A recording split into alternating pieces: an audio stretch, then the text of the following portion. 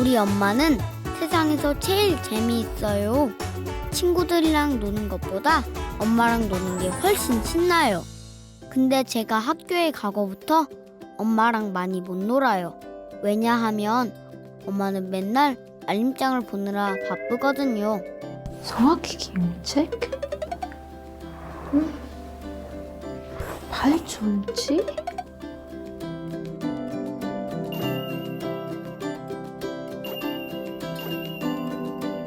세상에서 제일 재밌던 우리 엄마가 말이 없어지고 한숨이 늘어났어요. 오늘 학교에서 엄청 창피한 일이 있었어요. 친구들은 마스크에 거는 멋진 줄을 가지고 왔는데 저만 이상한 걸 가지고 온 거 있죠?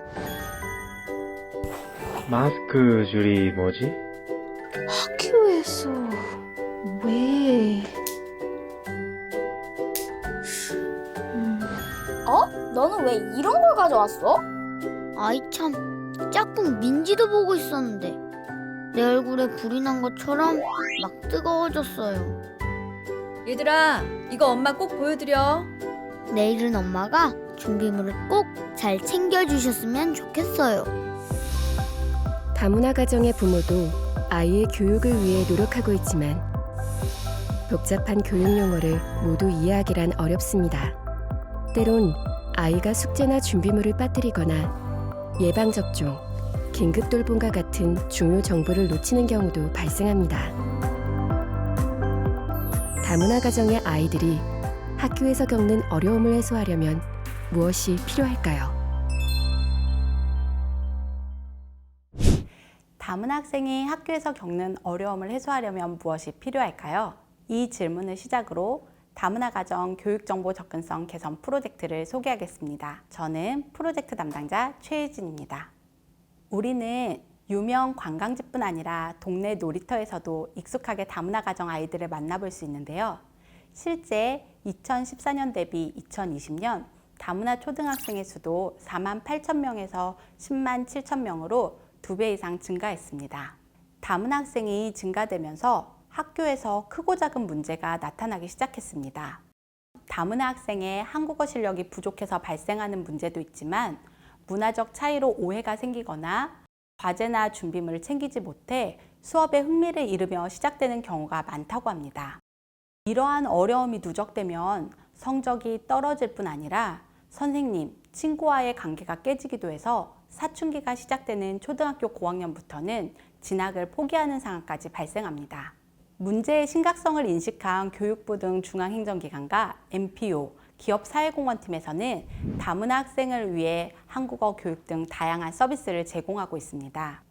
하지만 여전히 다문화 초등학생의 어려움은 남아있고 심지어 준비된 서비스는 신청자가 없어 운영되지 않기도 합니다. 왜 그럴까요? 아직은 부모님의 도움을 받으며 학교를 다니는 초등학생 시기인데 서비스가 어린 학생에게만 집중되어 있는 경우가 많고 한국어와 한국 학교에 대한 이해가 부족한 다문화 학부모에게는 교육 정보가 제대로 전달되지 않아 자녀를 돕지 못하기 때문입니다. 일부 학교에서는 다문화 학부모를 위해 번역된 가정통신문을 배포하기도 하지만 제공되는 종류와 번역되는 언어가 제한적입니다. 때문에 다문화 학부모는 주로 자동 번역기를 활용해서 자녀의 교육 정보를 확인하는데요. 교육 용어는 오번역이 많아 그 뜻이 제대로 전달되지 않는 경우가 많습니다. 또한 주변의 도움을 받아 어렵게 그 뜻을 이해하더라도 실행 방법을 몰라 결국 교육 정보를 포기하고 어린 자녀가 스스로 학교에 잘 적응하기 바라는 경우가 많습니다.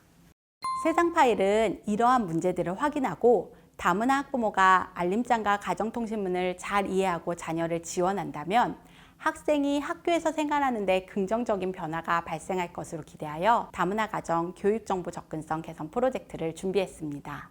그 방법으로는 다문화 가정에서 가장 많이 사용하는 모바일 메신저 카카오톡을 활용하기로 했습니다. 먼저 교사가 알림장과 가정통신문을 제공하면 한국에서 자녀 양육 경험이 있는 고학력, 선의주 다문화 여성 활동가가 번역하여 전달합니다. 만약 학부모가 그 뜻을 이해하지 못하거나 실행 방법을 모를 경우 1:1 상담 서비스를 통해 활동가에게 질문하고 상담받으며 자녀를 지원하게 됩니다. 세상 파일에서는 본 서비스를 통해 다문화 학부모의 자녀 학교생활 지원과 학생의 학교생활에 변화가 있는지 확인하기 위해 지난 5월 8주간 파일럿을 진행했습니다.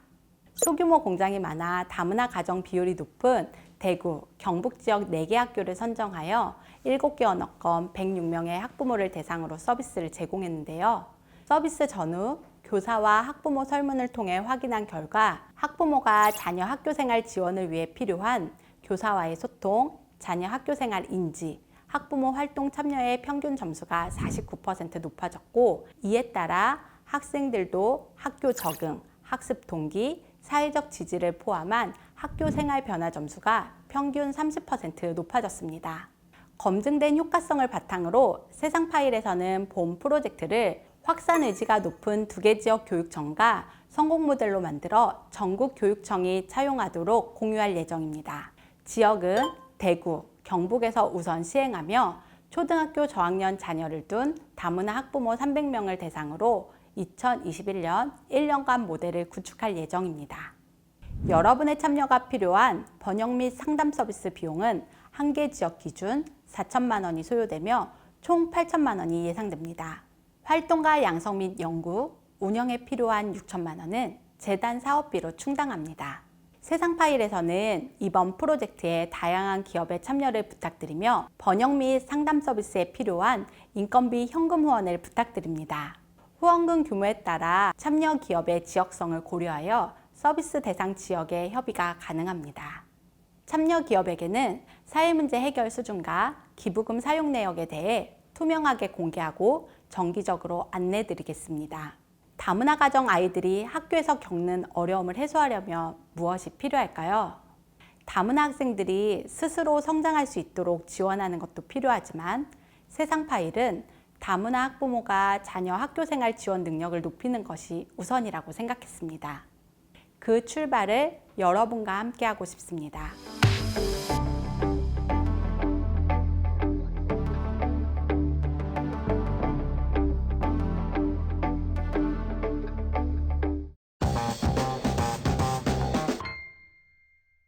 네, 예진 매니저님 잘 들었습니다. 사전 신청하실 때 관심 있는 프로젝트로 많이 꼽으셨어요. 기업 사회공헌 담당자들께서 궁금한 것이 많을 것 같습니다. 자동 번역기가 계속 발전하고 있습니다. 이것의 대체는 어려울까요? 네, 발표에서도 말씀드렸듯이 아직은 조금 어렵습니다. 박이님 혹시 스쿨뱅킹이 뭔지 아세요? 스쿨뱅킹이요? 뭐 학교 은행인가요? 스쿨뱅킹이란 학교 급식 같은 납부금을 자동 이체하는 시스템을 의미하는데요. 박이님 방금 말씀하신 것처럼 자동 번역기도 학교 은행 업이라고 번역을 해줍니다. 다문화 학부모님들이 이같이 다양한 교육 용어에 오번역이 많아 아직은 이해할 수가 없어요. 저희 프로젝트를 준비하면서 전문가의 조언을 받았는데요. 학년별로 1만 건 이상의 데이터가 축적이 되면 AI 기술 적용이 가능하다고 해요. 그래서 저희 서비스가 전국으로 확대되면 데이터를 축적해서 개발하는 것을 다음 목표로 생각하고 있습니다.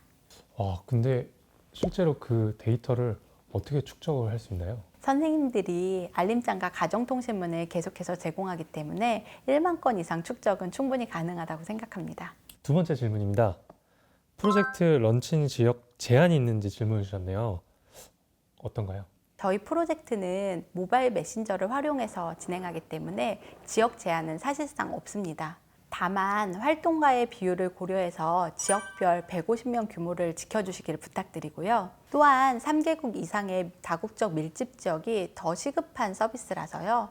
중소공업단지 인근 도시를 추천드립니다. 네, 매니저님 감사합니다.